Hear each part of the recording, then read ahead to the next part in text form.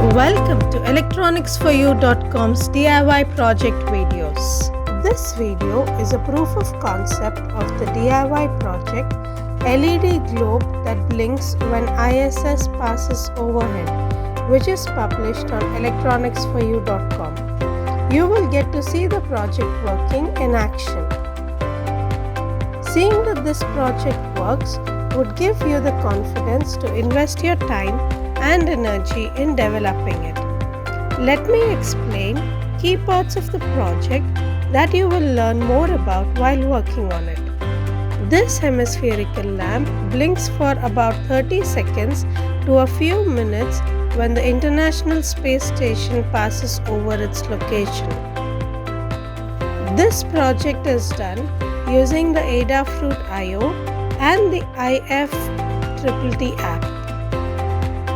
The components used here are a Node microcontroller, a 5mm LED, wires, a thick cardboard and a globe that will work as a lamp.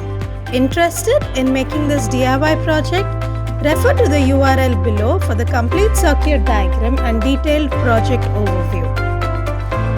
Do like, share and subscribe to our channel for more such DIY proof of concept videos. Thank you.